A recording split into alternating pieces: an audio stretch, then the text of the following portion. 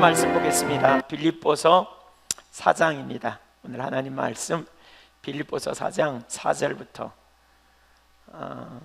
7절까지 보겠습니다. 빌립보서 4장 4절부터 7절까지 교독하겠습니다. 주 안에서 항상 기뻐하라. 내가 다시 말하노니 기뻐하라. 아무것도 염려하지 말고 다만 모든 일에 기도와 간구로 너희 구할 것을 감사함으로 하나님께 아뢰라. 너희 마음과 생각을 지키시리라. 아멘. 오늘 빌립보서 강의 19번째 시간입니다. 오늘 본문을 중심으로 기쁨, 관용, 염려 대신 기도로라는 제목으로 말씀을 나누도록 하겠습니다.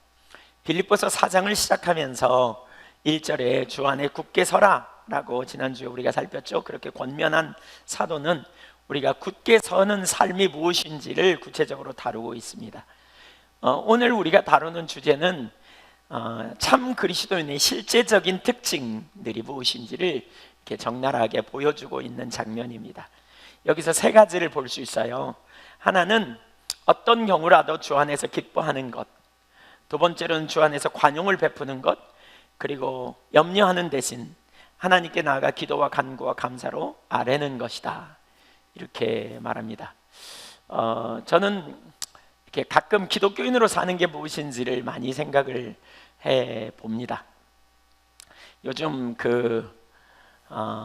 올림픽 열리고 있잖아요. 배구도 하고 뭐 축구도 하고 이런 부분들.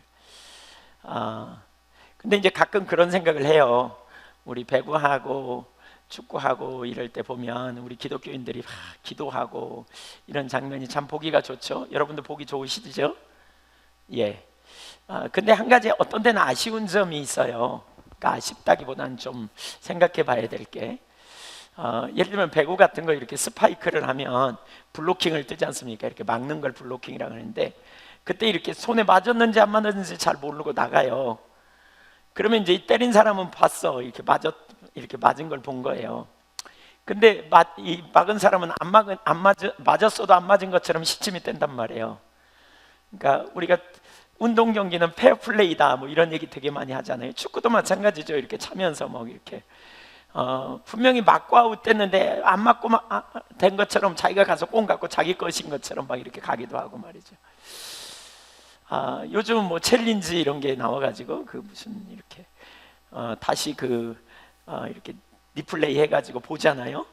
그러면 이렇게 손에 맞았으면 안 맞은 것처럼 시침이 뚝 떼고 있다가 맞았으면 얼마나 민망할까, 이런 생각이 전 들어요.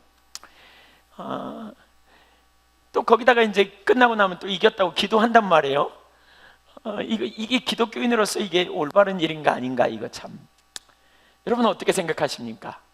뭐 너무나 당연히 해야 될 일이기 때문에 맞았으면 내가 맞았다 이렇게 손 들어주면 참 좋은데, 페어플레이 하면 참 좋은데, 그 정도는 뭐 이렇게 눈 감고 지나가듯이 아무렇지도 않는 듯이 이렇게 하고 간단 말입니다. 축구나 배구만 그런 게 아니고 다른 종목에서도 물론 많이 그런데, 뭐 이런 일은 전문 운동 선수들만 그런 게 아니고 심지어 목회자들 모임에서도 어떤 때는 그런 문제 가지고 다툰단 말이에요. 맞았는데 안 맞았다 그런다 그러고, 안 맞았는데 왜 맞았다 그러냐, 시침이 뚝 떼면서 이런 일들을 우리가 하는. 주님이 뭘 기뻐하실까요? 주님이 어떤 것을 통해서 우리를 통해 영광 받기 원하실까요? 이건 참 쉽지 않은 문제예요. 우리가 그리스도인으로 살면서 삶의 문제를 구체적으로 적용하고 찾아본다고 하는 것은 정말 쉽지 않은 적용일 수 있어요. 제가 한 3일 전에 아침에 일어나서 기도하는데, 자고 일어나서 기도하는데 주님께서 제 마음에 너무나 분명하게 이 세상이 어두울수록 너희가 믿는 바대로 살아야 된다, 너희의 행위를 통해서, 너희의 삶을 통해서 그리스도인으로서 영광을 드러내야 된다, 이런 감동을 제 마음에 이렇게 강하게 주셨어요. 근데 그 말씀이 얼마나 제 마음에 부담이 되는지 모르겠더라고요. 내가 설교자로서 믿는 대로, 내가 설교한 대로 살아야 되는데, 이런 마음 때문에 참 하나님의 은혜를 절실히 구했어요. 근데 오늘 본문을 보니까요, 그 세 가지가 바로 그러한 부분이에요. 첫째는 주 안에서 기뻐하라 그랬어요. 근데 저는 주 안에서 기뻐하라는 말은 이건 제 안에 제가 하면 되는 문제이기 때문에 큰 문제가 없다는 생각이 들었어요. 그런데 두 번째는 너희 관용을 모든 사람에게 알게 하라. 야, 이걸 보는데 얼마나 제 마음에 부담이 되는지 모르겠어요. 네가 관용을 다른 사람에게 다 베푸는 사람인 것을 모든 사람으로 알게 해줘라. 야, 이건 정말 부담되는 말씀이 아닌가 싶어요. 또 염려하지 말라. 네가 그리스도인으로서 염려하는 것을 사람에게 보이지 말라. 염려하지 말라. 너의 문제나 염려를 가지고 주님 앞에 나아가라. 오늘은 우리는 아주 무거운 주제를 가지고, 어쩌면 참 중요한 주제를 가지고 오늘 우리는 하나님 말씀 앞에 서게 됩니다. 여러분은 어떻게 생각하십니까? 여러분은 어떻게 이 말씀을 대할 것인지 우리는 상당히 좀 고민하며 이 말씀을 대해야 합니다. 특별히 기뻐하라는 말도 그렇고요, 관용을 보이라는 말도 그렇고요, 염려를 맡기라는 말도 그렇고요, 다 명령이에요, 명령. 근데 너무나 감사할 일은요, 성경에서 주님은 명령하신 다음에 그 다음에 해결책을 준다는 거예요. 그냥 너의 힘으로 죽을 똥살똥 해봐 라고 말하는 것으로 끝나지 않아요. 그 다음에 어떻게 살아야 될지, 어떻게 그 명령대로 해야 될지를 우리에게 가르쳐 주고 있다는 거예요. 이게 우리에게 너무너무 참 감사할 일이더라고요. 자, 주 안에서 세 가지를 볼 텐데, 첫째, 주 안에서 기뻐하라 그랬어요. 4절을 같이 한번 다시 읽겠습니다. 시작. 주 안에서 항상 기뻐하라. 내가 다시 말하노니 기뻐하라. 이 구절을 가만히 살펴보십시오. 저는 이 구절을 묵상하는 가운데 세 가지가 들어오더라고요. 첫째는 주 안에서. 그 말은 뭐예요? 우리 기쁨의 근원이 무엇인가를 보여줘요. 주 안에서 기뻐하라. 두 번째로는 항상 기뻐하래요. 그것은 뭘 가르치느냐? 환경을 초월해서 기뻐해야 된다는 거예요. 어떤 환경 때문이 아니라 환경을 초월해서 기뻐해야 된다. 세 번째로는 기뻐하라. 다시 말하노니 기뻐하니라. 두 번이나 반복해서 명령하고 있어요. 이것은 시대를 초월하여 성경이 하나님의 말씀임을 믿는 모든 그리스도인들에게 주시는 명령입니다. 여러분, 기뻐해도 되고 안 해도 되고 이게 아니에요. 반드시 기뻐해야 된대요. 여러분, 이 기쁨을 알고 계세요? 이 기쁨을 소유하고 계세요? 주 안에서 기뻐하고 계신가요? 도대체 어떤 종류의 기쁨일까? 자, 그 밑에 좀 보죠. 첫째, 기쁨의 성격. 우선 이 성경에서 말하는 기쁨은요, 긍정적이에요. 이건 막연한 심리적으로 그냥 기쁘지 않지만 기뻐해 라는 말이 아니에요. 근거 없이 기뻐하라 이 말이 아니에요. 요즘 웃음 치료라는 게 생겼다 그러죠. 우리 몸은 이렇게 우리가 왜 웃는지 잘 몰라도 웃기만 하면 그저 좋아가지고 좋은 그러한 물질을 분비해서 우리 건강해진대요. 그래서 웃음 치료사 뭐 이런 게 있다 그래요. 이렇게 그냥 그래서 요절복통 웃음 뭐 이런 뭐 그냥 아주 그냥 웃음의 종류도 다양하더구만요. 뱃속에서부터 끌어나와 30분씩 웃어야 된다. 그러면 좋은 물질이 나온다. 이런 심리학적인 접근이 아니에요. 또는 어떤 상태를 무관심하게 심리학적으로 말하면 방어 기제를 가져서 그냥 좋은 일이 있을 거야 라고 하는 합리화하는 또는 부정하는 어떤 방법을 통해서 이렇게 단순히 우리의 감정을 감추는 데 급급한 이런 상태를 말하고 있지 않아요. 사람들이 이렇게 말해요. 사람들이 뭐라고 하든지 난 신경 쓰지 않아. 무관심해. 왜? 관심 쓰면 내가 내 기쁨, 내 평화를 뺐기 때문에 사람들이 뭐라고 그러든지 난 상관없어. 이런 태도를 말하는 게 아니에요. 성경에서 말하는 기쁨은 적극적인 거예요. 특별한 기쁨, 능동적인 그 기쁨의 출처가 뭐냐? 주 안에서 기뻐하는 거예요. 주 안에서. 이것은 단순히 어떤 심리적인 공감대를 형성하고 기뻐하라고 권하는 게 아니에요. 일부러 기뻐한 일을 생각해서 기뻐하라는 말도 아니에요.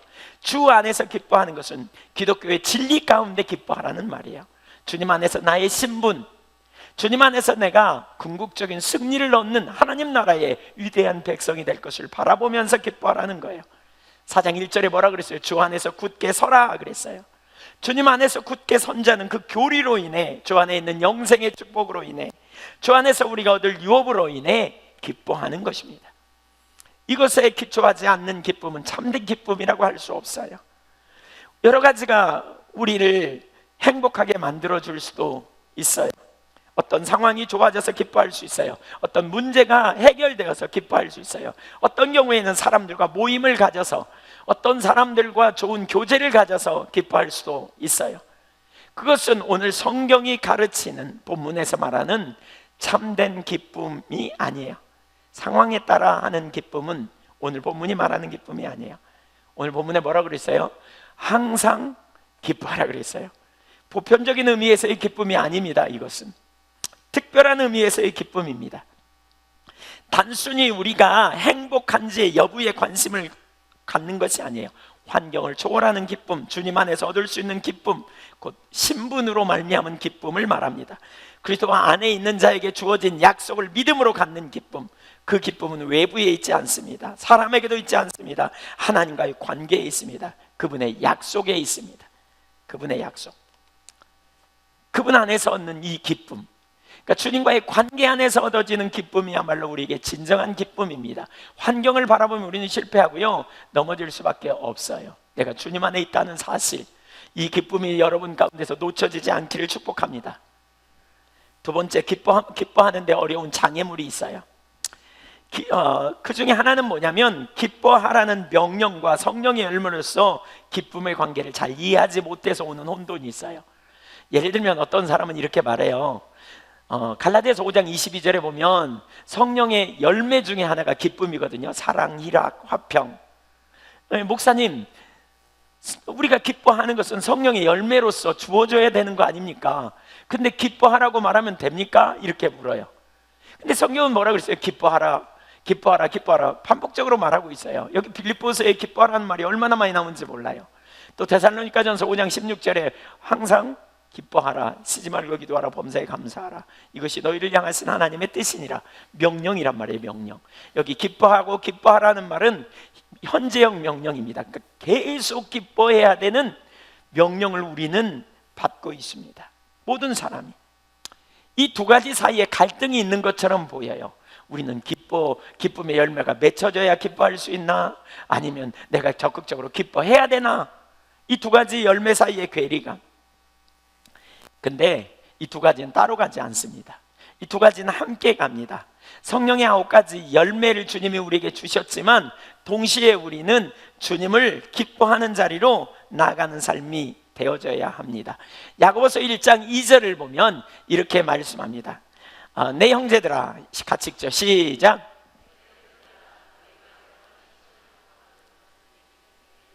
내 형제들아, 너희가 여러 가지 시험을 만나거든 온전히 기쁘게 여기라 그랬어요. 많은 시험을 만날 때 기쁨을 선택하라 라고 말씀하고 있어요. 이것이 오늘 본문이 우리에게 가르치는 내용입니다. 너희가 시험을 만난다. 이 영어 번역에 보니까요, 많은 시험을 직면하게 될 때에 온전히 기쁨을 선택하라. 기쁨을 선택하래요. 우리가 기쁨을 선택하는 자리에 가야 돼요. 그러니까 이것이 성경이 우리에게 가르쳐요. 그러면 우리가 기쁨을 선택하는 것과 열매와 무슨 관계가 있느냐? 갈라디아서 5장 16절을 읽어볼까요? 시작. 내가 이르노니 너희는 성령을 따라 행하라. 그리하면 육체의 욕심을 이루지 아니하리라. 여기선 성령을 따라 행하라고 말씀합니다. 능동적으로 행하라. 기쁨을 선택하라. 그리고 이제 그 결과로 말미암아 성령의 9가지 열매가 맺힐 것을 22절에 말하고 있어요. 읽어보죠. 시작.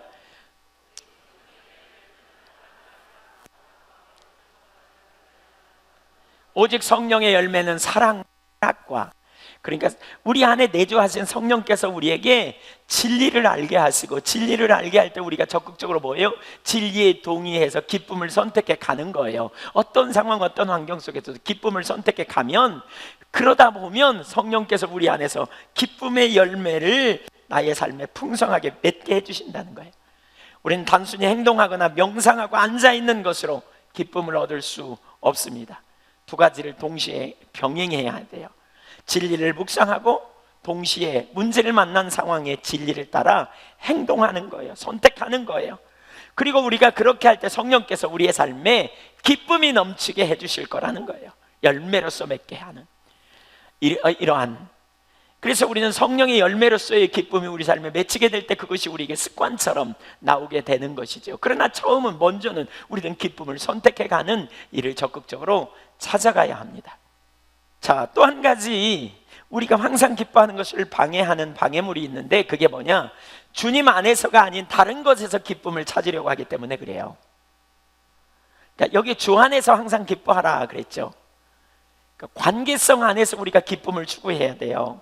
이것은 환경을 초월해요. 환경에 기뻐한다면 우리가 사실 기쁠 때도 있고 슬플 때도 있고 낭망될 때도 있고, 그렇죠. 항상 기뻐하는 일 불가능해요. 근데 오늘 본문은요, 항상 기뻐하라 그랬어요. 이게 중요한 덕목이라는 거예요. 바울 사도 자신이 빌립보서 2장 17절 같은 데 보면 감옥에 갇혀 있는 상황에서도 그는 고난 가운데서도 기쁨의 본을 보이고 있어요. 많은 사람이 기뻐하지 못하는 이유가 바로 여기 있어요. 자기 환경, 자기 상태에 눈이 돌아가서 그래요. 자기 문제에 집중하기 때문에 그래요.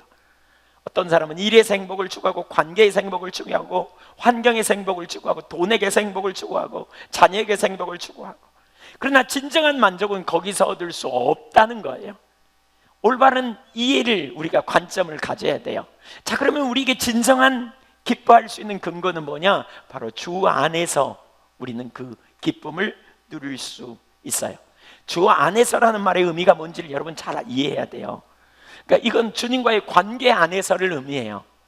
주님과의 관계는 많은 경우에 오늘날 많은 사람들이 이해를 잘 못하는 게, 우리가 주님을 믿는다는 것을 지적 동의로 이해하기 때문에 사실 잘 몰라요. 주님을 믿는다는 말은요, 성령의 조명으로 인격체 되신 그분을 알고 그분을 신뢰하는 관계예요. 그래서 믿음은 곧 인격적인 주님과의 친밀한 교제예요. 교제, 생생한 관계임을 여러분 기억해야 돼요. 이론적 지적 동의를 뛰어넘는 관계성이에요. 그래서 존 웨슬리는 로마서 14장 17절에 천국은 먹고 마시는 것이 아니다 그러면서, 이 성령 안에서 의와 평강과 희락이라 이런 표현을 하면서 먹고 마시는 것이 아니다, 곧 믿음으로 우리가 의롭게 된다, 이걸 설명하면서 그 믿음에 대해서 지적 동의가 아니다, 그것은 뭐냐? 우리 심령에 일어나는 하트, 마인드, 지식이 아니고 하트, 심령에 일어나는 일이다. 그래서 로마서 10장 10절에 사람이 마음으로 믿어, 여기 마음으로라는 말은 지식, 마인드를 영어로 보면 마인드가 아니고요, 하트입니다. 심령에 믿는 겁니다. 성령의 조명으로 인격체 되신 그분을 알고 그분과의 친밀한 교제 안에서 그분을 신뢰하는 이 믿음으로 우리가 의롭게 되는 것입니다. 그걸 요한 웨슬리는 강조하며 설명합니다. 주 안에 있다는 말은 그런 얘기예요. 주님에 관한 몇 가지 사실을 내가 믿고 난 주 안에 있어, 이렇게 머무는 게 아니고요, 인격체 되신 그분과의 생생한 교제, 그분의 임재 안에 있는 삶을 의미합니다. 그분은 살아계시고 어제나 오늘이나 동일하시고 우리와 함께 하시는, 영원히 계시는 하나님이시잖아요. 살아계신. 그래서 우리는 그분의 임재 안에 있음을 우리는 기억해야 돼요. 고린도전서 1장 9절에 우리를 불러, 미쁘신 하나님은 우리를 불러 그의 아들 예수 그리스도와 더불어 교제케 하신다. 이 생생한 교제예요. 생생한 교제. 이러한 하나님과의 온전한 관계 가운데서 기쁨을 누릴 수 있는 것이지요. 그런데 오늘날 잘 들으세요. 주 안에 있는 기쁨을 이해하지 못하는 이유는, 많은 사람이 주님과 이 온전한 관계가 잘 안 돼서 그래요. 한 이유는, 예를 들면 주님을, 자기가 얼마나 죄인인지, 자기의 가난함과 공허감, 자기의 죽어있음을 진정으로 깨닫지 못해서 구원의 감격이 말하자면 없는 거죠. 내가 죄인됨을 진짜 알고, 그래서 하나님의 아들이 나를 위해 오셨고 그 아들로 인하여 우리가 구원받았다는 사실이 얼마나 놀라운 감격이고 기쁨인가. 구원의 감격이 없기 때문에 사실 기쁨이 없는 이유이기도 해요. 하나는 영적인 가난함, 자신에 대한 절망, 이 속에서 예수님만이 우리의 유일한 길이 됐음을 본 그 사람들이 갖는 감격, 기쁨. 바울 사도가 로마서 7장에서 자기 자신의 의로 하나님을 기쁘시게 하려고 얼마나 노력합니까? 그런데 자기 안에 두 법이 있음을 깨닫습니다. 마음으로는 하나님의 법, 육신으로는 제 법을 쫓는, 그것 때문에 너무너무 고민하고 갈등하던 그가 어느 날 절망하죠. 내 속에 선함이 없다. 그러다가 그가 눈이 팍 열리죠. 바로 자기를 위해 하늘 보좌를 버리고 내려오신 하나님의 아들의 사랑, 그 대속의 은혜. 그래서 그 은혜를, 그 사랑을 깨닫고 그에게 구원의 감격이 있었던 것처럼, 바로 이 감격이 우리 가운데 주님 안에서 기뻐할 수 있는 근거의 시작이라는 거예요. 여러분에게는 이런 구원의 감격이 있으십니까? 다시 묻습니다. 그 구원의 감격이 있으십니까? 예, 그렇다면 너무 잘하셨습니다. 그런데 말이에요, 그게 끝이 아니에요. 계속해서 이런 구원의 기쁨이 우리 가운데 있으려면 바로 이 주님과의 생생한 교제가 계속돼야 된다는 거예요. 죄로 인해 이 관계가 깨질 수도 있어요. 환경으로 인해 사라지게 돼요. 주님과의 계속된 교제가 돼야 되는데, 잘 들으십시오. 정말 중요한 얘기입니다. 우리가 지난번에 봤죠. 마태복음 6장 24절에 하나님을 사랑하는 자는 하나님을 존중히 여기고 하나님을 주인으로 섬겨요. 근데 우리의 마음이 하나님을 사랑하는 데서, 이 친밀한 교제에서 싹 돌아가면요, 다른 걸 사랑하고 다른 것이 더 소중해져요. 그때부터 우리 마음은요, 다른 것에 온통 관심이 가요. 돈에 관심이 더 갈 수도 있어요. 그렇죠. 명예에 더 갈 수도 있어요. 쾌락에 더 갈 수도 있어요.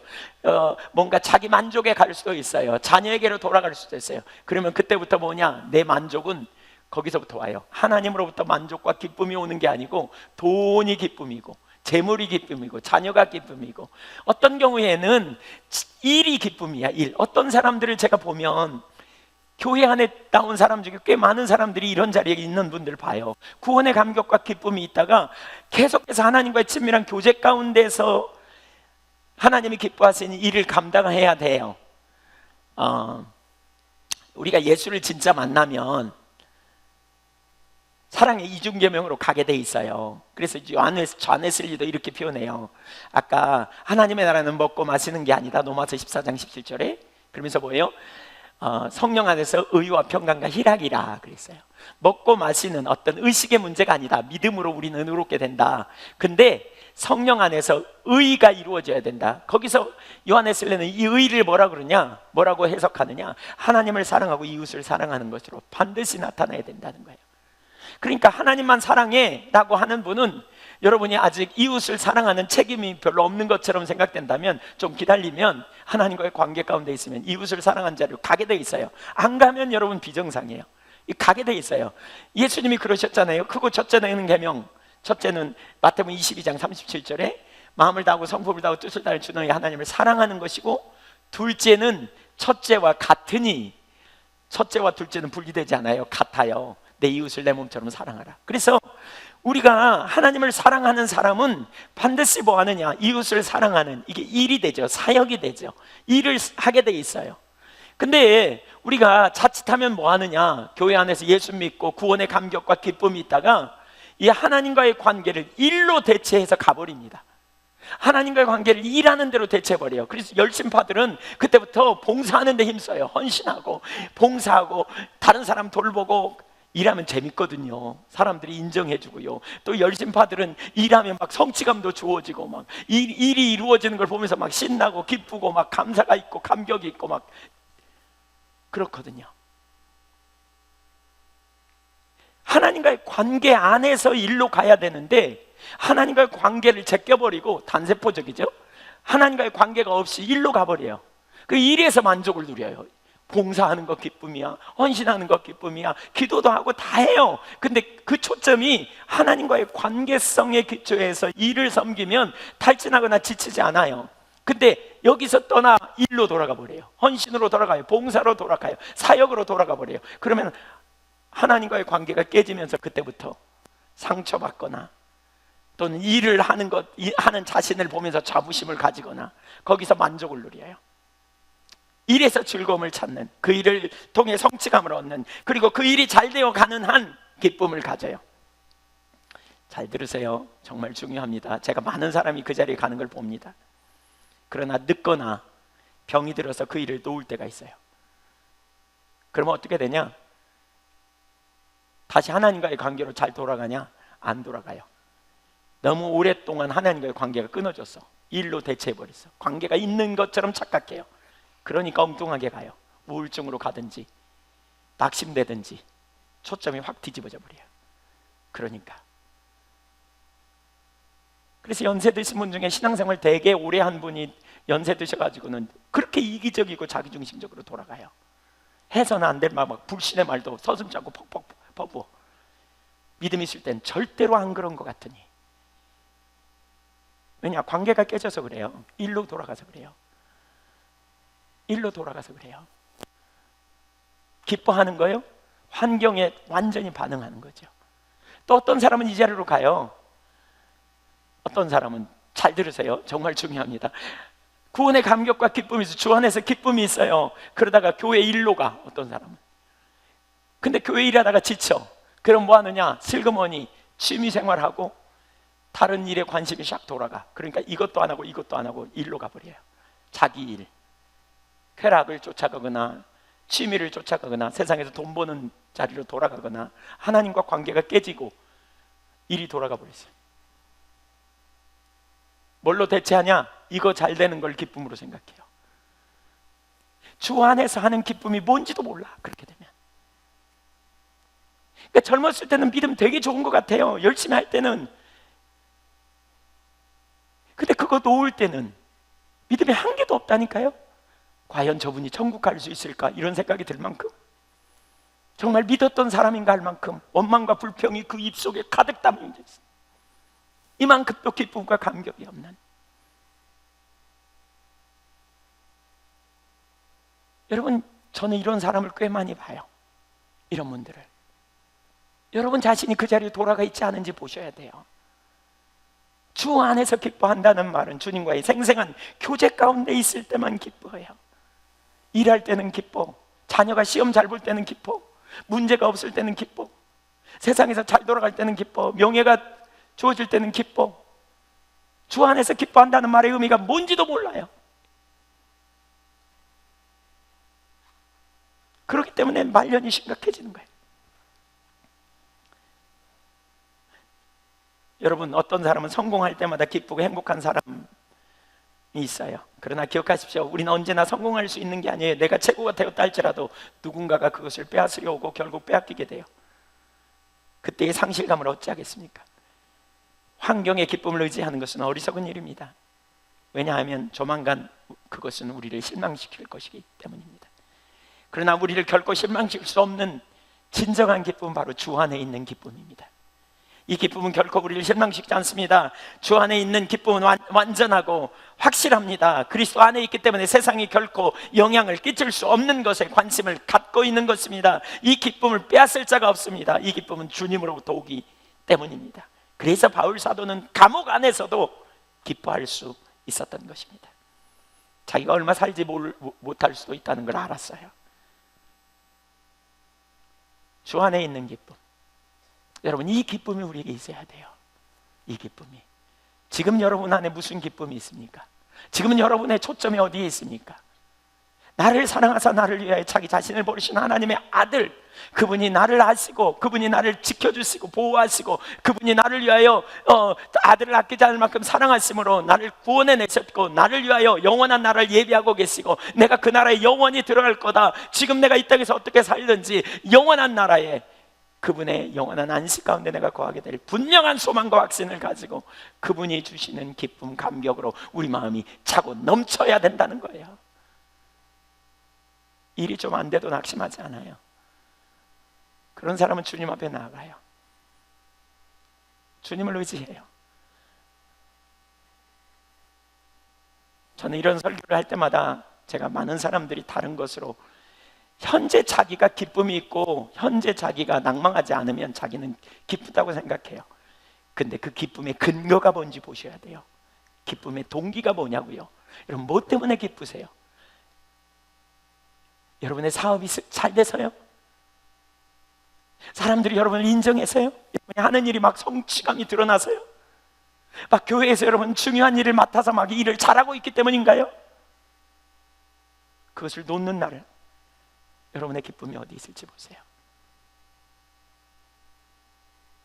제가 우리 예한교회 초창기 멤버들, 우리 김능자 권사님이나 이봉래 권사님이나 우리 김목례 집사님이나 오 권사님이나 주님과의 관계에 대해서 수도 없이 들은 분들의 말년이 어떨지 지켜보고 싶습니다. 여러분, 지켜보십시오. 주님과의 관계가 제대로 있다면 주 안에서 기쁨이 넘칠 겁니다. 근데 그렇지 않다면 아무리 많이 들어도요, 우리의 삶의 실제가 아니라면 사실 하나님과의 관계가 깨진 겁니다. 무엇이 기쁨인지 보십시오. 우리 신앙의 생생함, 하나님과의 관계 안에 있는 그게 우리 안의 기쁨, 유일한 기쁨이어야 합니다. 영원한 나라에 우리의 소망을 두고 있는 자로서.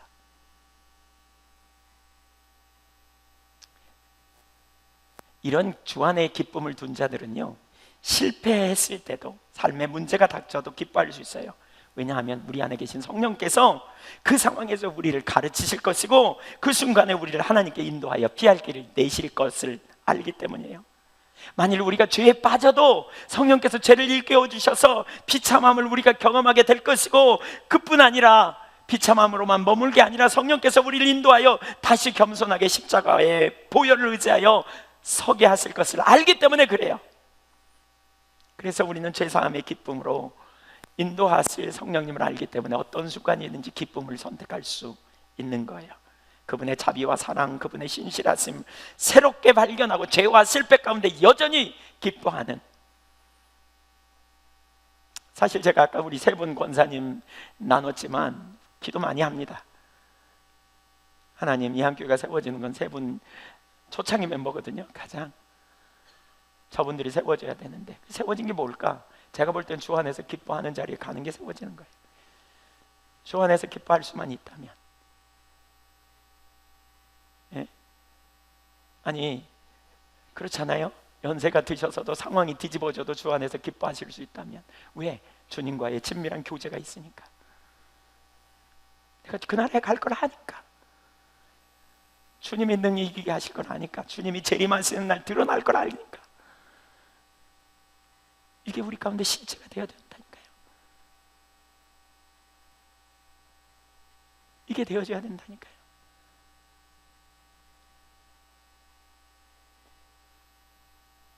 어떤 상황에 서든지 나는 주님으로 인하여 기뻐하는. 불가능해 보이십니까? 아니요, 주 안에 있으면 가능합니다. 주 안에서 이런 삶이 우리에게 주어진 놀라운 약속이고 생명입니다. 여러분, 예수님 얼마나 믿으셨습니까? 여러분, 예수 믿은 지 얼마나 되셨습니까? 여러분이 주님 안에 계십니까? 우리는 그분 안에서 생생한 친밀한 교제가 실제가 되어야 합니다. 그래서 그 안에 있는 기쁨, 만족, 어떤 상황 속에서도. 그래서 야고보서 1장 2절에 이렇게 말합니다. 내 사랑 형제들아, 너희가 여러 가지 시험을 만나거든 온전히 기쁘게 여기라. 왜? 주님이 계시니까. 주님이 계시니까. 그런 자리에 설 수 있기를 축복합니다. 두 번째, 관용을 알게 하라고 명령합니다. 이건 참 어려운 얘기입니다. 관용을 알게 하라. 자, 그럼 먼저 첫째, 관용이 뭘까? 관용이 아닌 것을 좀 생각해 보면 단순한 착한 본성, 어떤 본능적인 것이 아닙니다. 타협이 아닙니다. 좋은 것이 좋은 것이니까 적당하게 하라는 말도 아닙니다. 다른 사람과 관계에 어려움이 없게 하기 위하여 사람들이 싫어하는 것을 피하고 적당히 하는 것이나 모호한 태도 또는 진리에 대해 흐리멍텅한 태도를 말하는 게 아닙니다. 사도는 이미 주 안에 굳게 서라고 가르쳤어요. 곧 진리에 기초하여 굳건하게 서라. 절대로 적당한 타협을 말하는 게 아닙니다. 관용은요, 상대에 따라서 태도를 바꾸는 것이거나 어떤 대가를 치르더라도 절대 평화주의에 따라 항상 타협할 준비를 갖추고 있는 사람이 아닙니다. 어떤 분들은 교회에는 관용이 있어야 된다 이렇게 말하면서 이런 비슷한 태도를 요구합니다. 예, 교회는 이렇게 어떻게 하든지 뭐 괜찮지 않냐 뭐 이렇게 얘기합니다. 그러나 그건 관용이 아니에요. 그건 무질서고 타협이에요. 공동체의 질서가 유지되려면요, 이런 무원칙이 깨져야 돼요. 사전적 의미로 관용을 보면 남의 잘못을 너그럽게 받아들이거나 용서함이라는 의미예요. 좀 더 이런 관용에 대해 설명하면, 이 관용은 자신과 자신의 정신에 대한 통제를 의미합니다. 관용하는 사람은 자신과 자신의 정신을 통제하는 거예요. 자제하고 극기, 즉 자신의 마음과 행동을 다스리는 것으로 표현합니다. 또 관용은 자기의 권리를 최대 한도로 주장하지 않는 걸 의미해요. 관용의 사람은 권리를 주장하지 않아요. 관용은 아름다운 합리성이에요. 실제로 중요한 것과 그렇지 않은 것을 구별하는 능력, 즉 중요한 것들은 고수하지만 그렇지 않은 것들에 대해서 상황에 맞게 적당하게 처리할 줄 아는 능력이라고 이렇게 말할 수 있어요. 또 관용은 자신의 이익을 끝까지 추구하지 않는 것이에요. 내가 좀 손해보더라도, 내가 좀 불편하더라도, 내가 좀 덜 받더라도 참는 거죠. 때로 그렇게 할 수밖에 없는 경우에도 교회와 다른 사람을 위해서, 무엇보다 주님을 위해서 자신이 마땅히 받아야 할 것보다 더 적게 가질 자세가 되어 있는 것이 관용입니다. 일부러 욕심 부리지 않고 온 정신을 거기에 빼앗기지도 말아야 하는 것입니다. 또 이것은 인내, 즉 성을 쉽게 내지 않는 상태를 말합니다. 갑자기 언성을 높이거나 얼굴을 붉히면서 목소리가 갈라지게 하지 말라는 것입니다. 윌리엄 바클레이가 쓴 빌립보서 주석을 제가 찾아봤더니 거기에 이런 예화가 나와 있어요. 관용에 대해서 말하면서 어떤 학교에서 시험을 치렀어요. 그리고 난 다음에 선생님이 채점을 했어요. 그랬더니 한 학생은 90점 맞고요, 한 학생은 50점을 맞았어요. 그런데 90점 맞은 학생은 좋은 환경에 부유해서 과외까지 시켜가지고 받은 점수예요. 근데 다른 50점 맞은 학생은 아주 어려운 환경에 끼니도 있기 어려운 환경이어서 책도 제대로 못 사고 또 몸이 자주 아파서 수업에 많이 빠진 그런 학생이에요. 그렇다면 선생님은 50점 맞은 그 학생을 이제 점수는 똑바로 주지만 그 학생을 대할 때 어떤 태도로 대하겠느냐는 거예요. 그 학생을 이해해주고 90점 맞은 학생과 동일한 선상에 놓고 동일하게 대우하여 그 학생을 징계하거나 그 학생을 때리거나 혼개하거나 이렇게 하지 않을 거라는 거예요. 관용은 그 학생의 상태를 이해해주고 그 학생이 그런 가운데서도 50점 맞은 것도 대단하다고 이해해주는, 받아주는, 그 상태를 그대로 이해해주고 격려해주는, 이것이 바로 관용이라고 설명하고 있어요. 여러분은 우리가 어떻게 구원받았습니까? 우리는 그분의 은혜로 구원받았습니다. 하나님의 기준으로 우리를 대했다면 우리 중에 살아남을 사람이 아무도 없습니다. 혹은 하나님이 바리새인들처럼 상대적인 기준 가지고 우리 대했어도 우리 중에 바리새인만큼 의롭게 살 사람이 없기 때문에 우리는 다 몽땅 죄인으로 심각한 결론을 얻을 자들입니다. 주님은 십자가를 통해 우리에게 관용을 보여주셨습니다. 사랑을 보여주셨어요. 우리가 다른 사람을 관용할 수 있는 이유가 바로 여기 있습니다. 십자가의 대속의 사랑.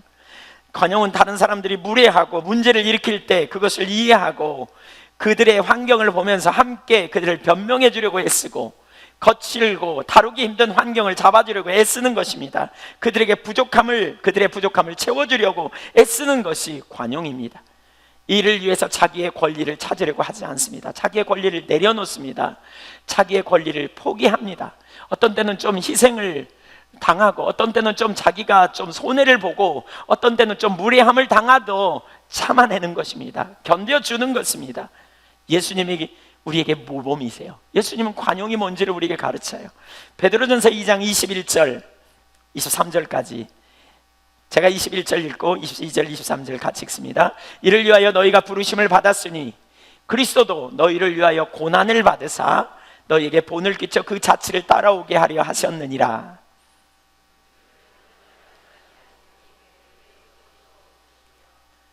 욕을 당하시되 맞대어 욕하지 아니하시고 고난을 받으시되 유혹하지 아니하시고 오직 공의로 심판하시는 이에게 부탁하시며. 여러분, 예수님이 욕을 먹을 이유가 어디 있어요? 근데 욕을 많이 먹었어요. 그래서 그걸 맞대어 욕하지 않았어요. 너 두고 보자. 네가 나한테 왜 욕하냐? 따지지도 않았어요. 그냥 안 하셨다는 거예요. 왜? 하나님께 맡겼다는 거예요. 주님은 고난 받을 이유가 없어요. 그런데 고난하는 자들, 당신을 고난하는 핍박하는 자들에게 너네 두고 보자, 좀 이따 내가 와서 보자, 너 이렇게 하시지 않았어요. 오히려 그들을 용서해 달라고 기도하셨어요. 베드로가 왜 이런 말을 썼느냐? 거기 베드로 사도는 2장 18절에서 우리가 어떻게 살아야 될지를 보여줘요. 18절 이하 사환들아 범사에 두려워함으로 주인들에게 순종하되 선하고 관용하는 자들에게만 아니라 또한 까다로운 자들에게도 그리하라. 19절 20절 시작. 죄가 있어 매를 맞고 참으면 무슨 칭찬이 있으리요? 그러나 선을 행함으로 고난을 받고 참으면 이는 하나님 앞에 아름다우니라. 우리가 직장생활하면서 어떤 상사들이 선하고 관용이 있는 상사라면 너무 좋겠죠. 근데 그렇지 않아요. 아주 그냥 까탈스러워요. 아주 그냥 까시기 노릇을 해요. 그뿐만이 아니야, 억울하게 그냥 부당한 대우를 받해. 그때 어떻게 할 것인가 하는 거예요. 세상은 그때 뭐라라 그래요? 따지라 그래요. 세상은 그때 뭐라라 그래요? 너의 억울함을 찾아내라 그래요. 어떻게 해서든지. 근데 주님은 뭐라 그래요? 네가 그리스도인으로서 관용을 베풀라는 거예요. 하나님 앞에서 관용을 베풀라는 거예요. 너의 관용을 보이라는 거예요. 예, 이건 정말 쉽지 않은 얘기예요. 저도 쉽지 않고 여러분도 쉽지 않을 거예요. 더군다나 뭐라 그랬냐? 이렇게 말하고 있어요. 예, 관용을 누구에게 나타내야 하느냐? 오늘 본문 5절에 보세요. 거기 뭐라 그랬냐면 이렇게 말하고 있어요. 너희 관용을 모든 사람에게 알게 하라. 주께서 가까우시니라. 뭐라고요? 모든 사람에게 너희 관용을 보이라는 거예요. 자, 이건 보통 일이 아니에요. 우리 삶의 모든 영역과 모든 부분에서 관용을 나타내야 된다는 거예요. 우리가 만나는 모든 사람에게 관용을 나타내 보일 때 우리를 통해서 그들은 복음을 보게 될 거라, 이런 의미예요. 그러면 이 일을 어떻게 할 수 있나요? 사실 이건 명령인데요, 명령을 주시면 성경에서 여러분 명령으로 나오면 바로 그 다음 구절을 잘 염두에 둬야 돼요. 어떻게 그렇게 살 수 있는가? 근데 여기 격려해 주는 말이 있어요. 주께서 가까우시다 그랬어요. 따라서 주님이 가까이 계신다. 예, 이 말의 의미를 두 가지로 해석해요. 하나는 뭐냐면 주님이 진짜 너희 가까이 계신다. 마태복음 28장 20절에 그랬지 않냐? 세상 끝날까지 너희와 함께 계신다 그랬지 않냐? 주님이 가까이 계신다. 이렇게 해석하는 사람도 있고, 주님의 재림과 관련돼 있다. 주님이 곧 오신다. 근데 제가 볼 때, 문맥적으로 볼 때 두 번째가 더 옳은 것 같아요. 주님이 곧 오신다. 어쨌든 주님이 곧 오신다 이 말이든지 가까이 계신다든지 다 중요해요. 주님은 지금 우리와 함께 계세요. 그러나 그 주님이 재림하실 때, 또한 만왕의 왕으로 만주로 주로 오실 때 모든 원수를 정복하고 완전한 승리를 가져오실 걸 우리는 알아요. 그리스도인의 기쁨의 근원은 지상의 일에 의한 것이 아니고 그리스도에 함께 하시면서 그 근원을 두는 거예요. 결국 뭐예요? 여기서도 관계. 한번 따라서 보세요. 친밀한 관계에서, 예, 거기서 우리는 관용할 수 있어요. 주님과의 관계에서. 그분이 가까이 계시고요, 그분이 오세요. 그러니까 아신다고요. 그분이 예수님의 재림하는 날, 재림의 의미가 뭐라고요? 진짜 구원의 성취가 이루어지는 거라고요. 진짜 그날은 다 드러난다고요. 진짜 그날은 우리는 신령한 몸으로 변화된다고요. 진짜 그날은 우리는 이제 성경에서 말하는 모든 약속이 우리 눈앞에 펼쳐지는 걸 경험한다고요. 그러니까 재림은 우리 그리스도인들이 너무너무 소망해야 될, 우리가 기대해야 될 거라는 거예요. 기대할 만한, 너무너무 중요한, 예. 그래서 우리가 그렇게 바라는 거예요. 장소에 의한 게 아니고 관계에 의한 거예요. 주님이 우리를 사랑하세요. 그리고 우리가 주님을 사랑하라고 그러잖아요. 그래서 친밀한 교제는 사랑의 관계예요. 여러분, 연애하는 남녀가요, 남녀를 생각해 보세요. 사랑하는 두 사람은 장소가 어디든지 둘이 있기만 하면 그냥 행복하잖아요. 행복할 수 있잖아요. 그렇죠? 마찬가지로 그리스도인이 어떤 상황에서도 주님과의 친밀한 교제 안에 있으면 결코 기쁨을 잃지 않게 돼요. 그렇기 때문에 그리스도인은 억울한 일을 당해도 관용을 베풀 수 있는 이유가 여기 있는 거예요. 모든 것을 신원해 주시는 주님께서 우리와 함께 계시기 때문에, 주님께서 다시 오셔서 우리의 모든 억울함을 해결해 주실 것이기 때문에 그래요. 주님께서 모든 것을 갚아주시고 해결해 주실 것을 알기 때문에 마땅히 자신이 가져야 할 것에 대하여 완고한 주장을 하지 않아요. 당연히 자기가 받아야 될 것임에도 불구하고 주님께 맡기는 거예요. 심지어는 우리를 박해하는 자들에게도 원수를 갚으려고 하지 않는 자리로 서는 거예요. 이 비밀을 아는 사람은 점점 그 자리에 가요. 저도 그렇고요, 여러분도 그렇고요. 우리 본성적으로 그러잖아요. 예. 얼마나 자주 우리가 참 이기적이고 자기중심적이고 틀린 것도 옳다고 주장하는 판인데, 옳은 걸 가지고 상대편이 주장하면 그걸 갖고 참지 못하는 게 우리 본성 아닙니까? 그러니까 따지고 싸우고 그냥 결국은 가서 그냥 안 두고 우리가 그 자리에 가려고 하는 게 우리 본능 아닙니까? 근데 주님은 그렇게 살래요. 쉬워요, 어려워요? 어려워요. 그래서 좁은 문 좁은 근이에요. 이게 산상수훈의 삶이에요. 왼뺨을 치고 오른뺨 돌려대라는 자잖아요. 겉옷 달라 그러면 속옷까지 주라 그러잖아요. 어떻게 이 삶을 살 수 있어요? 여러분, 이게 주님과의 관계가 없이 이 삶을 살 수 있다고 생각하세요? 절대 불가능해요. 주님과의 관계 안에서 이 삶은 가능해요. 그분의 사랑을 알고 그분을 사랑하는 관계 안에서. 내 사랑하는 주님이 이 모든 삶 가운데 나의 억울함을 풀어주실 것이고 나에게 상급을 베풀어 주실 걸 알기 때문에 내가 그렇게 나아갈 때 나를 통해 주님의 영광이 드러날 걸 알기 때문에 그래요. 여러분 중에 어떤 분은 어떻게 그렇게 사나 이렇게 생각하신다면 저도 비슷한 생각을 가질 수 있다는 사실을 알아주세요. 그러나 우리 주님을 알면, 우리 주님을 바라보면, 우리 주님으로 인해서 우리는 그렇게 살 수 있다니까요. 아멘. 그 가능성이 보이십니까?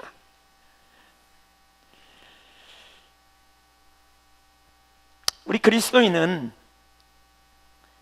때때로 손해보는 것 같지만 때로는 관용을 보이는 것이 바보처럼 보일 수도 있지만 분명한 사실은 그날에 드러날 걸 안다는 거예요. 우리 그리스도인들은 완전히 다른 인생관을 가진 사람들이에요. 우리는 항상 주님의 관점으로 보아야 돼요. 이 세상을 하나님의 관점으로 보십시오. 눈앞에 이익을 쫓아가느라, 자존심을 쫓아가느라 조금이라도 손해보지 않으려고 아웅다웅하는 그 자리에 머물러 있는 우리의 현실. 그러나 우리는 이 땅에서 행인이고 순례자에 불과함을 기억해야 돼요. 이걸 항상 염두에 둬야 돼요. 여러분, 이건 너무너무 중요한 의식이에요. 오늘은 여기에 있지만 주님이 오라 그러시면, 주님이 재림하시면 우리는 내일 여기 없을 수도 있어요. 사람들이 끝까지 자기 주장을 내리지 못하고 싸우는 이유는 이 세상의 삶이 유일하다고 생각하기 때문에 그래요. 하지만 영원과 비교해 볼 때 우리 인생 8, 90년 사는 게 얼마나 짧습니까? 여러분, 지난 10년 얼마나 짧습니까? 여러분, 남은 세계가 얼마나 잠깐입니까? 밤새 안녕이라는 말도 있잖아요. 인간이 얼마나 순식간에 가는지 모릅니다. 얼마나 우리가 짧은 인생인지 모릅니다.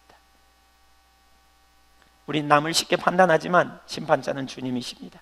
주께서 가까우십니다. 이 사실을 기억할 때 많은 판단을 내리게 됩니다. 남을 정죄하고 싶어질 때 우리가 기억해야 될 사실이 있습니다. 네가 판단하는 그 판단으로 훗날 내가 너를 판단해 볼 거야. 내가 남을 판단하는 걸 가지고 주님께서 그 잣대 갖고 우리를 판단해 본대. 마태복음 7장 1절 2절에 나온 말씀이 그 말씀 아닙니까? 주께서 가까우시다고요. 그렇다면 우리는 판단을 내리게 되는 거죠. 예. 그렇다면 우리는 이 세상에 대해 상당히 너그러워질 거예요. 우리는 오늘날 우리가 보복할 자격이 있다고 생각해서도 안 됩니다. 주님이 보복하시겠다고 맡기라 그럽니다. 로마서 12장 19절, 내 사랑하는 자들아, 너희가 친히 원수를 갚지 말고 하나님의 진노하심에 맡기라. 기록되었으되 원수 갚는 것이 내게 있으니 내가 갚으리라고 주께서 말씀하시니라. 이 사실을 믿으십니까? 그렇다면 여러분, 잘못한 사람들을 불쌍히 여기십시오. 주님이 그들을 징계하신다니까요. 주님이 그들을 친히 갚으신다니까요. 그들의 잘못을 주님이 친히 직면하실 때가 온다니까요. 그러면 우리는 그들을 불쌍히 여겨야 된다는 거예요. 관용을 갖게 될 거예요. 20절, 내 원수가 줄이거든 먹이고 목마르거든 마시게 하라. 이게 관용입니다. 그리함으로 내가 숯불을 그 머리에 쌓아두라. 과거에 어떤 초신자가 관계에서 어려움이 왔어요. 그래서 성경에 이런 구절이 있다, 용서해라. 그랬더니 매일 와서 막 기도해요. 그러더니 어느 날 저를 찾아와가지고 이렇게 말하는 거예요. 목사님, 제가 기도해도 하나님은 응답을 안 합니다. 그래서 무슨 응답이요? 그랬더니 내가 이렇게 좋은 마음으로 축복하고 하면 그 머리에다가 숯불을 쌓아놓은 날을 내가 기다렸는데 아직도 숯불이 안 쌓집디다 이러면서 예. 그런 마음으로 기도하니까 그렇다고, 그런 마음이 완전히 내려져야 된다고 제가 그랬습니다. 우린 때로요, 불친절하고 잔인한 사람들 때문에 괴로운 입장에 처할 수도 있고요, 어려움을 당할 수도 있습니다. 때로는 밤낮으로 힘들게 하는 사람과 가까이 있을 수도 있습니다. 어떤 때는 이기적인 사람들 때문에 시험에 들기도 합니다. 어떤 때는 자기만 챙기고 자기만 이렇게 주장하는 이기적인 사람들을 보면서 짜증이 납니다. 그러나 기억하십시오. 주님의 날이 가깝습니다. 그래서 로마서 12장 21절은 이렇게 말합니다. 악에게 지지 말고 선으로 악을 이기라. 왜요? 주님께서 선으로 악을 이기는 자에게 상급을 주실 거예요. 그분이 임하실 때 상상치 못할 상급을 경험하게 돼요. 히브리서 12장 2절 한번 읽어보죠. 너무 중요한 말씀. 시작.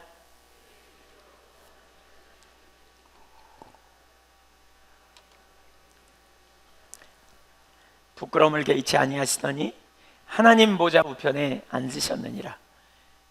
날씨가 덥죠. 짜증나요. 주변에서 짜증을 내요. 이기적이에요, 사람들이. 앞이 안 보여. 근데 그럼에도 불구하고 우리는 선으로 악을 이기자고요. 선으로 악을 이기자고요. 앞에 있는 기쁨을 위하여, 주님과 영원히 함께 있을 그 기쁨. 내가 기뻐하는 것은 나 혼자 일입니다. 그러나 관용을 보이는 것은 다른 사람에게 나타나야 하기 때문에 이것은 참 어려운 일인 것 같아요. 그러나 주님이 심판자임을 깨달을 때, 그분이 죄와 그리고 그분과 그분의 백성들에게 그릇되게 행한 사람들에게 보응하신다는 사실을 깨달을 때, 우리는 무엇보다 그들을 위해 기도하고 관용을 베푸는 삶으로 나아갈 수 있게 되는 것이지요. 여러분, 그런 생각 안 드세요? 저는 제가 이기적이었다가 주님과 만남이 있으면 제가 이기적이었던 걸 금방 깨닫고 돌이켜서 사과가 되더라고요. 제가 누군가에게 화를 버럭 냈다가도 제가 주님과의 관계를 깨달으면 그게 얼마나 잘못됐는가를 깨닫고 금방 돌이키면서 화해하게 되지더라고요. 여러분, 안 그러시던가요? 그래서 우리는 주님과의 친밀한 교제 안에 이 일이 되어져야 돼요. 생생한 그리스도와의 친밀한 교제 안에. 그래야 우리가 관용을 베풀 수 있어요. 그래야 우리가 이기적인 걸 회개하고요, 우리가 화냈다가도 회개하고요, 돌이키고요, 주님의 기준 가운데 서고요. 그래서 모든 사람에게 우리의 관용을 알 수 있는, 알게 하는 그러한 자리에 서는 저와 여러분이 되기를 간절히 축원합니다. 세 번째, 염려를 멈추고 기도하라. 빌립보서 4장 6절 보겠습니다. 시작. 오직 모든 일에 기도와 간구로 너희 구할 것을 감사함으로 하나님께 아뢰라. 예, 저는 기뻐하라 할 수 있겠다고 싶어요, 제 안에서. 근데 관용을 모든 사람에게 베풀라, 이 말씀을 보면서 얼마나 그냥 근심이 되는지, 제가 특별히 이제 삶을 보여야 되는데, 하나님, 제가 잘 안 되는 거 아시잖아요. 그러면서 이 본문을 읽어가다가 염려가 확 됐는데, 이 구절을 보면서 제가 해방이 됐어요. 염려를 멈추래요. 근심 멈추래요. 사실 여러분, 우리가 얼마나 많은 염려가 우리 가운데 있습니까? 주님은 말씀하시고 해답을 주신다니까요. 어떻게 해야 될지 알게 해주신다니까요. 여기 아무것도 염려하지 말라, 이건 명령이에요. 그 말은 뭐냐? 실제로 염려하는 사람들에게 염려 중단해, 그 말이에요. 지금 여러분 속에 염려가 있는 분 손 들어보세요. 예, 염려를 중단하세요. 중단해보세요. 예, 그 말이에요. 그러니까 마태복음 6장 25절에도 이 무엇을 먹을까 마실까 입을까 염려 말라 그랬는데, 이것도 같은 단어예요. 이 단어를 뜻을 찾으면 이거예요. 골똘히 생각하지 말라, 지나치게 생각하지 말라, 조바심 내지 말라, 그것이 너를 지치게 한다, 그런 의미예요. 성경을 통해서 우리가 해답을 볼 수 있어요. 염려가 있을 때 염려를 멈추면서 우리가 해야 될 일이 있어요. 염려를 멈추는 일이 잘 안 돼요, 우리 힘으로. 뒤에 나오지만 마음과 생각을 우리 마음대로 할 수 있는 게 안 돼요, 잘. 예를 들어볼게요. 그 얘기를 먼저 좀 하고 지나가면, 되게 불면증에 걸린 사람들하고 얘기를 해보면 생각이 많아요. 생각이 그냥 이 생각 저 생각 때문에 잠이 안 와요. 생각 없애보세요. 그러면 잘 안 돼요. 그래요. 얼마나 생각을 없애고 자고 싶겠어요. 안 되지요. 안 되니까 못 하는 거죠. 또 여러분, 염려를 여러분 속에서 없애려고 막 노력하는데 잘 돼요, 안 돼요? 안 돼요. 안 되니까. 여러분, 이건 생각의 영역이에요. 마음의 영역이라고요. 이 마음과 생각을 우리가 다스릴 수가 없어요, 잘.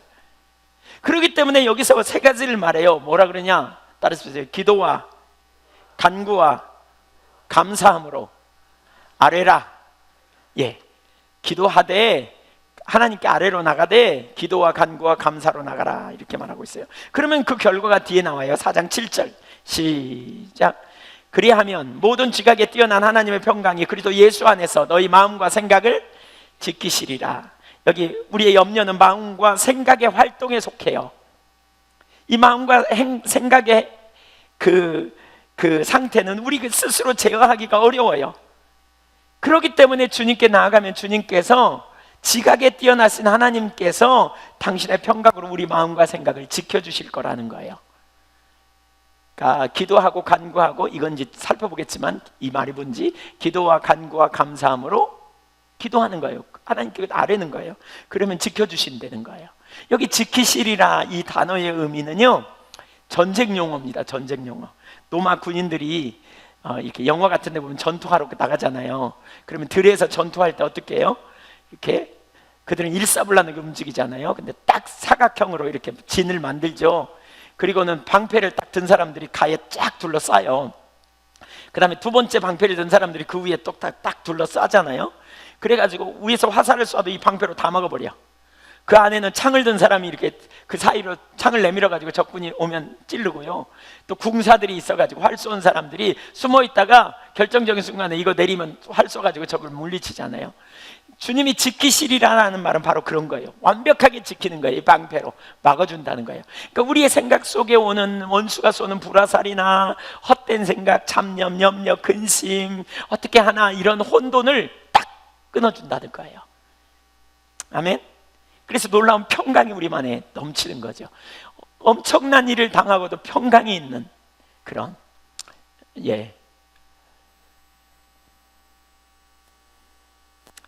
진정한 평강이 넘치는 평화로다 하늘 위에서 내려오네. 그 사랑의 물결이 영원토록 내 마음을 감싸는 그런 찬양들 있잖아요.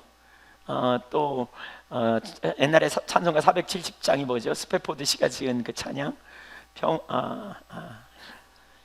그 스페포드 씨는 자기 자녀들을, 아내와 자녀들을 떠나보냈어요. 아닌가, 유람선 여행을 보냈다가 빙산을 만나가지고 아내와 자녀들을 잃어요.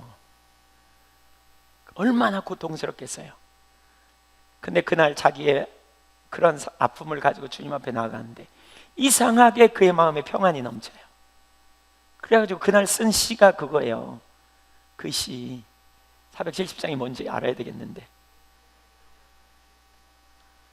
내 영혼이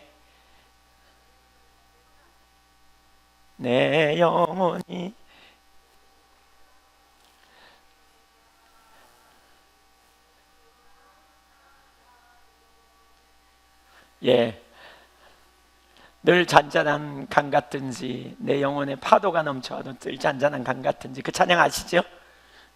그런 찬양의 평강. 그러니까 이게 누가 주시는 거냐? 주님이 주시는 평강이에요. 이 평강이 우리 안에 있어야 돼요. 이게 그리스도인의 삶의 특징이에요. 아멘. 환경이 어떻든지 상관없이 이 평강을 사모하십니까? 근데 그 평강을 누리는 비결 어떻게 해야 된다고요? 여기 기도, 간구, 감사함으로 아뢰는 거예요. 세 가지 아주 중요한 부분이에요. 이 빌립보서 4장 6절 7절은 너무너무 중요한 부분인데 간단하게 살펴보겠습니다. 첫째, 기도입니다. 이 말은 헬라어 프로슈케라는 말입니다. 이 말의 의미는 예배와 경배를 의미합니다. 그러니까 염려가 닥쳐오고 문제로 인해 평강과 기쁨을 빼앗길 때 가장 먼저 할 일이 뭐냐? 하나님께 나아가 예배하는 일입니다. 하나님을 경배하는 일입니다. 그러니까 무슨 얘기냐? 많은 경우에 여러분 저를 보세요.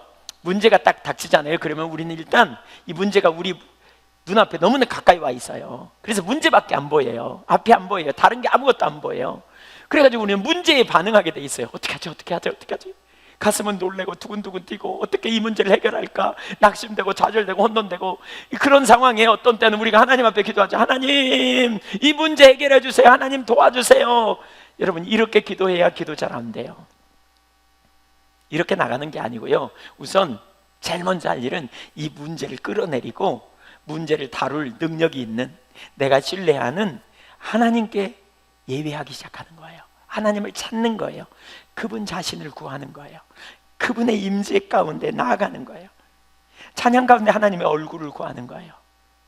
내가 누구인가 생각해 보세요. 죄인이었어요. 그 죄인된 나를 구원하기 위해서 하나님이 당신의 아들을 보내셨어요.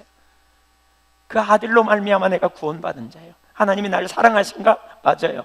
하나님이 내 필요를 아시되 내가 죄인인지 알지도 못할 때 나의 필요를 위해 아들을 아끼지 않고 보내셨어요. 그분은 나의 필요를 아세요. 전지하세요. 그분은 나를 죄와 사단과 사망의 손에서 건져내신 분이에요. 전능하세요. 그분은 신실하세요. 그 하나님을 향해 가는 거예요. 내가 그분 앞에 누구인지, 내 자원이 없어요. 그분의 은혜가 아니면 살 수 없는 자임을 고백하는 거예요. 염려는 우리의 초점을 환경에 두게 한 결과입니다. 거기서 떼어 눈을 하나님께 초점으로 돌리는 겁니다. 하나님 찬양하면서 하나님을 묵상하는 겁니다. 하나님이 누구이신지, 그리고 그분 앞에서 내가 누구인지를 묵상합니다. 가장 기본적인 진리, 가장 원천적인 진리가 뭐냐? 나는 죄인이었고 죄인된 나를 위해 하나님의 아들이 나를 위해 오셨어. 하나님이 그 사랑하는 아들을 보내셨어. 나는 그렇게 사랑받는 자야. 나는 그분의 은혜 아래 있는 자야.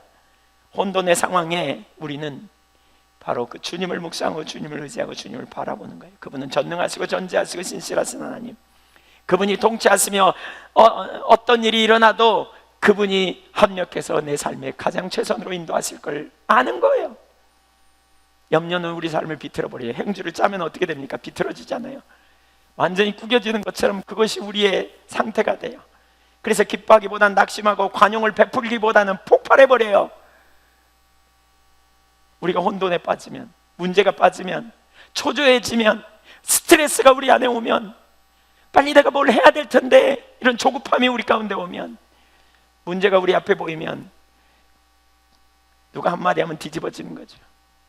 폭발해버리고, 관용을 보이기보다는 폭발해버리고, 기뻐하기보다는 낙심하고 좌절한 자로 돌아가 버려요. 그래서 우리는 하나님과 온전한 관계가 정말 중요하다는 거예요. 하나님을 향한 기도, 그것은 하나님을 경배하는 진실한 기도, 하나님 자신을 찾는 거예요. 하나님, 저는 하나님 한 분이면 좋게요. 하나님, 여러분 그렇게 기도할 수 있어야 돼요. 문제가 여러분 앞에 있는데 그 문제가 안 이루어져도 전 주님이면 좋게요 라고 기도할 수 있어야 돼요. 이게 바로 경배예요. 전 주님으로 만족해요. 가만히 생각해 보세요. 주님이 모태에서부터 여러분을 창조하셨고 여러분을 지으셨어요. 그분이 여러분의 삶을 가장 완전한 길로 이끄실 걸 결론을 내리고 주님 앞에 그렇게 말하셔야 돼요. 주님, 이대로 안 돼도 괜찮아요. 제가 전에 섬기던 교회에서 하나님께서 저를 인도하실 거라고 생각됐지만 환경이 꽉꽉 막혀 있어요. 죽을 것 같더라고요. 그때 문제가 제 앞에 있으니까 한숨만 나와요. 근데 그럼에도 불구하고 하나님을 경배하기 시작했어요. 신실하신 주, 신실하신 하나님. 그때 어떤 순간 하나님의 임재가 부어지면서 제 마음에 이런 결론이 돼요. 그래, 하나님이 나와 함께 하시면 되지. 내가 뭐 목회를, 많은 사람을 섬기는 목회를 안 하면 어때? 내가 농촌에 시골에 있으면 어때? 주님이 나와 함께 하는 게 최고의 기쁨이지. 사람들이 몰라주면 어때? 주님이 나를 아시면 좋겠지. 너무 기쁨이 있어요. 그러면 그때 그런 고백이 나와. 하나님 괜찮아요. 아프리카 선교사로 보내도 괜찮아요. 기꺼이 갈게요. 그때는 아프리카가 제일 무서운 줄 알았거든요, 제가. 근데 가보니까 살만하더라고요, 거기도. 아골골짝 빈들에도 주님 가리다. 하나님과 관계가 될 때 기쁨이 넘쳐요. 염려가 내려져요. 염려할 게 없어요. 여러분, 여러분의 육신의 질병 때문에 여러분 염려가 됩니까? 하나님이 여러분을 지으셨어요. 여러분 창조하셨어요. 여러분, 여러분의 자녀의 문제 때문에, 가정의 문제 때문에, 경제적인 문제 때문에 염려가 됩니까? 하나님 여러분 모르시나요? 하나님 여러분 아십니다. 여러분 환경, 여러분 상황 아십니다. 여러분의 초점이 거기가 있지 말고 그걸 내려놓으세요. 그리고 주님을 찾으세요. 그리고 주님께 말하세요. 그거 아니어도 전 당신이라고. 당신이면 족하다고. 진짜 맞잖아요. 하나님이면 족하잖아요. 맞나요? 맞습니까? 아니에요. 난 그래도 그거 없으면 죽어요. 이런 분들은 신앙을 다시 점검해 보세요. 정말 여러분에게 필요하시다면요, 여러분을 사랑하신, 그래서 아들을 아끼지 않으신 주님께서 여러분에게 필요한 걸 주셔요. 주님은 가장 좋은 걸 주시길 기뻐하는 분이에요. 여러분이 그거 없어도 돼요 라고 그러는데, 그래서 주님이 진짜 안 주시지 않진 않아요. 근데 여러분이 주세요 주세요, 하나님 줄 생각이 없는데 주세요 주세요 한다고 그래도 안 주세요. 기억하세요. 그분의 주권 앞에 나아가는 거예요. 이게 뭐냐? 이게 기도예요. 이게 경배하는 거예요. 나 주님만을 섬기리 헛된 마음 버리고 주님만 사랑해요. 왕이신 나의 하나님, 내가 주를 높이고 주의 이름을 영원히 송축하리이다. 내가 추구하는 모든 것 주 앞에 내립니다. 하나님, 나의 꿈과 소망, 내 마음 주께 드립니다. 사랑해요 예수님, 나의 왕, 나를 통치하세요. 나를 다스리세요. 전 당신으로 만족합니다. 여러분이 그 자리에 서게 되면 그때부터 여러분 삶의 염려는 별거 아닌 걸로 돼요. 그때부터는 마음이 달라져요. 그래서 그 상태에서 두 번째를 하는 거예요. 뭐냐? 간구하는 거예요. 여기 간구는 뭐냐? 간구는 이제 하나님께 계속해서 나가되 내가 무능하고 무지하고 땅에 속한 인간임을 기억하면서 이 문제의 해결은 하나님께만 있음을 신뢰하여 하나님 앞에 아뢰는 거예요. 그 상태 그대로. 하나님, 이런 문제가 있는데 하나님 도와주세요. 하나님 인도해 주세요. 하나님 간섭해 주세요. 이렇게 하나님 앞에 제가 할 수 없어요.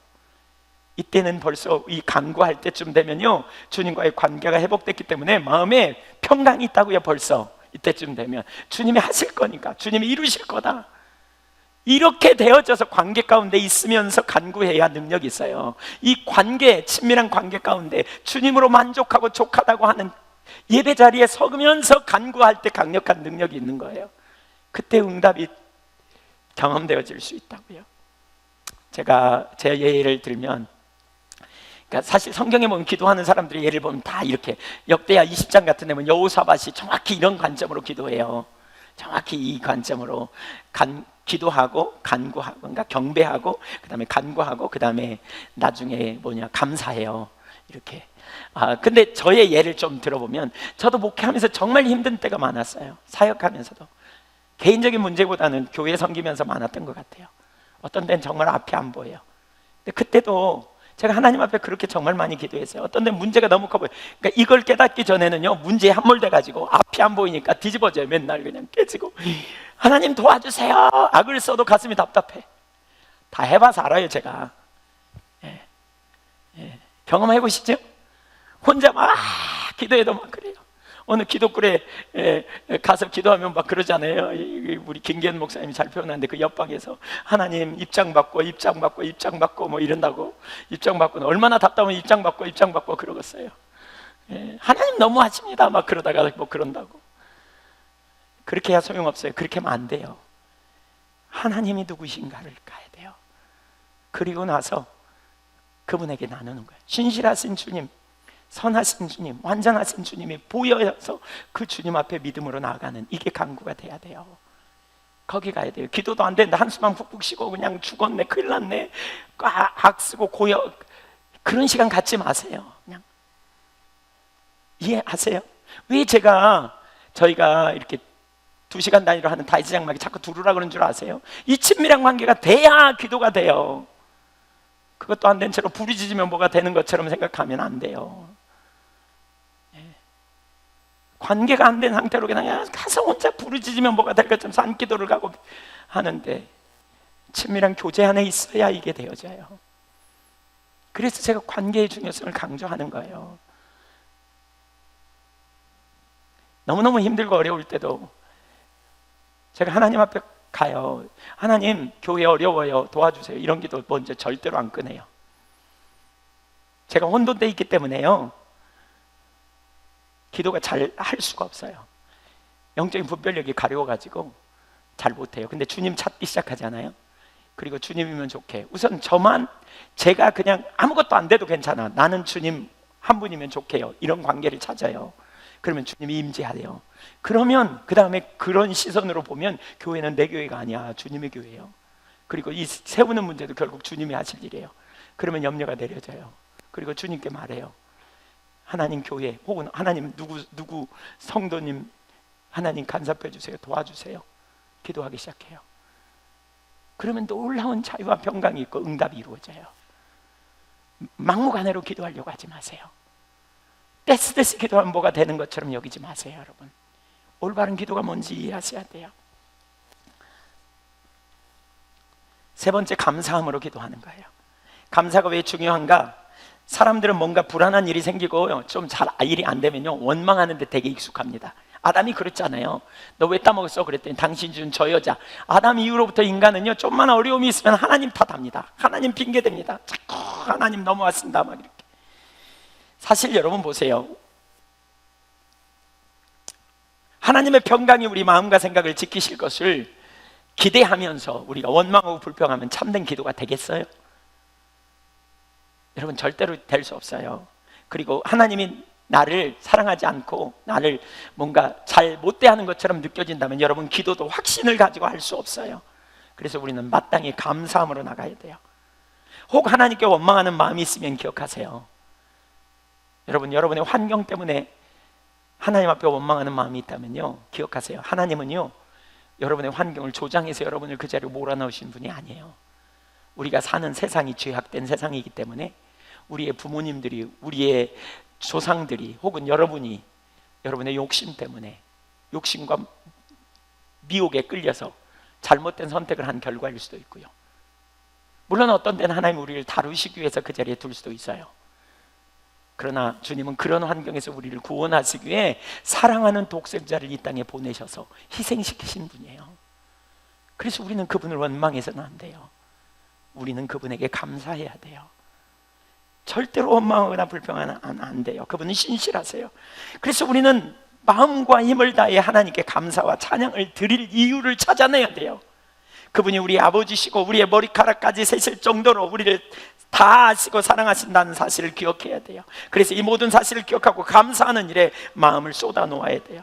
우리는 하나님과 바른 관계에 있어야 돼요. 우리는 절망 속에서 지푸라기라도 잡는 심정으로 막연하게 악을 쓰며 기도하는 그런 기도 이제 그만하세요. 우리는 먼저 우리가 찾는 하나님, 우리가 믿는 하나님이 얼마나 복되고 완전한 하나님인지를 바라보고 그분 앞에 먼저 예배하며 그분으로 족한, 하나님으로부터 만족한 이러한 기도로 나아가는 것이 완전한 기도예요. 그렇게 할 때 우리 마음의 생각을, 우리의 마음과 육체의 생각을 하나님께서 지켜주세요. 그분의 평강이 우리 마음을 지켜주세요. 그래서 어떤 상황 속에서도 안전함, 평강을 경험하는 그러한 놀라운 승리의 삶을 살 수 있게 될 것을 믿으시기 바랍니다. 이런 삶을 경험한 수많은 사람들이 있어요. 한 예만 얘기하면 다윗이에요. 압살롬에게 쫓겨가면서 지은 시예요. 시편 3편 4절 보세요. 내가 나의 목소리로 여호와께 부르짖으니 그의 성산에서 응답하시는도다. 셀라. 내가 누워 자고 깨었으니 여호와께서 나를 붙드심이로다. 천만인이 나를 애워싸 진친다 하여도 나는 두려워하지 아니하리로다. 상황을 볼 때는 저녁에 잠을 편히 잘 수 없는 환경이야. 상황으로 볼 때는 자식놈이 반역해가지고 쫓겨가는데 얼마나 분이 넘칠, 분에 뒤집어지겠어요. 그것도 자기를 죽이려고 많은 사람들이 쫓아오는데, 근데 주님이 은혜로 그 마음의 평강을 지키셔서 저녁에 평안히 자고 아침에 깰 때 되니까 자 깨고 두려운 마음이 싹 없어졌다는 거예요. 여러분, 이 놀라운 평강이 저와 여러분에게 넘치게 되기를 간절히 소원합니다. 걱정을 멈추십시다. 그리고 하나님께 나아가되 경배로 나가십시다. 그리고 간구하고 감사하며 주님께서 저와 여러분을 능히 기뻐하며 살 수 있게 하실 것이고요, 관용으로 포용하며 다른 사람을 섬기도록 그 능력을 부어주실 줄로 믿습니다. 여러분, 어떻게 사셨습니까? 다른 사람에게 관용합니까? 여러분, 혹시 하나님과의 관계가 아닌 다른 것에서 기쁨을 얻으려고 하다가 지금 혹시 여러분의 마음이 우울하고 여러분의 마음이 지금 낙심되고 하나도 기쁨이 없고 살 소망까지 끊어진 자리에 가 있지 않습니까? 여러분, 그 자리에 있다면 회개하고 돌이켜야 합니다. 어디로부터 떨어졌는지 생각하고 어디로부터 가야 되는지 보셔야 합니다. 여러분, 혹시 지금 낙심하고 좌절된 자리에 있습니까? 어디로 가야 되는지 보십시오. 여러분 속에 막 분이 나고 막 누군가를 용서 못해서 화가 나고 어떻게 뒤통수를 한 대 깔까 막 욱하는, 두고 보자, 이런 심정이 여러분 속에 있습니까? 주님과의 관계로 돌아가십시오. 거기서 놀라운 회복과 치유와 자유케 됨이 저와 여러분의 삶의 열매로 나타나게 될 줄로 믿습니다. 기도하겠습니다.